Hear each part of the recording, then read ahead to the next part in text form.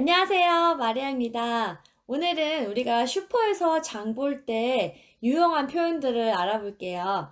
먼저 이제 씨푸드 섹션에 가갖고 생선을 사고 싶은데 그 생선이 언제 이제 입고됐는지 물어보고 싶을 때 어떻게 표현할 수 있냐면 When did the fish come?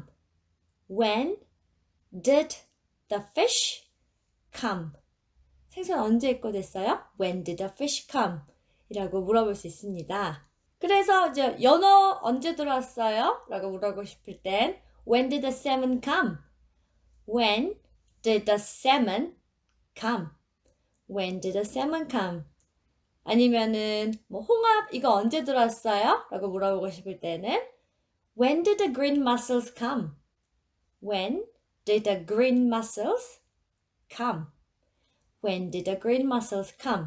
이라고 물어볼 수 있습니다. 생선을 그래서 이제 고르려고 잡았는데 아니 그거 말고 그 밑에 거요 라고 하고 싶을 때는 the one below it, the one below it 이라고 표현할 수가 있는데요. 만약에 생선이 이렇게 두 개 같이 포개졌는 거예요. 근데 이제 위에 거 말고 그 바로 포개졌는 거 밑에 거 라고 얘기하고 싶을 때는 the one underneath it, the one underneath it 이라고 하시면 되고요. 그 생선이 있는데 또 그 그 사람이 잡은 거, 그 위에 거 생선 달라고 했었을 때는 the one above it, the one above it 이라고 말할 수 있습니다. 자, 이번에는 쇼핑을 다 하고 계산대에 계산을 하고 있는데 계란이 깨져 있는 거예요, 하나가. 그래서 그럴 때는 어떤 표현을 얘기할 수가 있냐면 There is a crack on one of the eggs. There is a crack on one of the eggs. There is a crack on one of the eggs. 라고 이야기를 하고 새 걸로 하나 갖다 줄 수 있어요? 라고 물어보고 싶을 때는 또 어떻게 물어볼 수가 있냐면 Would you be able to grab me another one?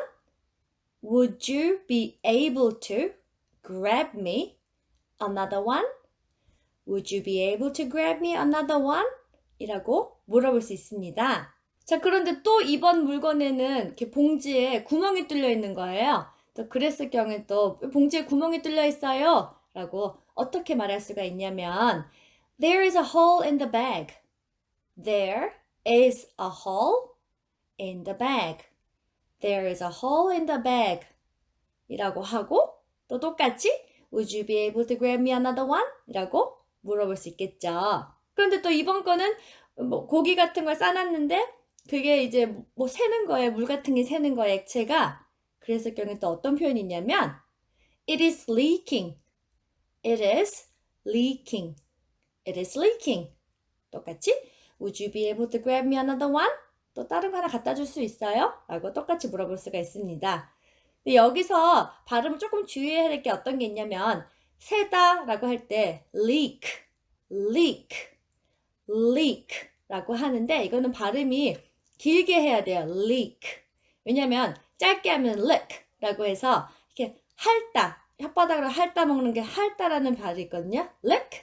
그래서 발음은 길게 leak 라고 하시면 됩니다. 자, 또 계산대에서 물건을 하고 있는데 갑자기 이제 이 물건을 골랐는데 안 하고 싶은 거예요. 그랬을 때는 어떤 표현이 있냐면은 I'm sorry, I don't want this. I'm sorry, I don't want this. I'm sorry, I don't want this. 라고 이야기하시고 이거 물건 내가 이미 골랐는데 다시 제자리에 갖다 놔야 돼? 라고 물어볼 때는 Should I put it away? Should I put it away? Should I put it away? 라고 또 이제 그 계산하는 사람한테 물어볼 수 있겠죠. 여기서 put 하고 뭐 물건 away라는 뜻은 치우다라는 뜻이거든요. 뭐 제자리에 갖다 놓다, 뭐 치우다. 그래서 뭐 우리 아이가 물건을 가방을 막 아무데나 학교 갔다 와서 아무데나 놓는 거예요. 그랬을 경우에는 put your bag away. Put your bag away. Put your bag away. please 라고 하든지 아니면 또 애가 책을 읽고 책을 막 아무데나 갖다 놓는 거예요. 아무데나 막 쌓아놓고 책 좀 제자리에 갖다 놔 라고 이야기를 또 어떻게 할 수가 있냐면 Put your books away neatly. Put your books away neatly. Put your books away neatly. 라고 또 아이한테 얘기할 수 있을 것 같아요. 자, 이제 계산을 다 하고 이제 계산원이 이제 돈을 그럼 어떻게 pay 하시겠어요? 라고 이렇게 질문을 해요. How would you like to pay? How would you like to pay? How would you like to pay? 라고 했었을 때 만약에 180불이 나왔는데 나 20불은 현금 내고 나머지는 그냥 카드로 할게요. 라고 현금 반 카드 반이라고 얘기하고 싶을 때는 어떤 표현이 있냐면 I'll pay $20 cash and the rest by e-post. I will pay $20 cash and the rest by e-post. 라고 하거나 아니면 나머지는 크레딧 카드로 할게요. 라고 했었을 때 I'll pay $20 by cash and the rest by credit card.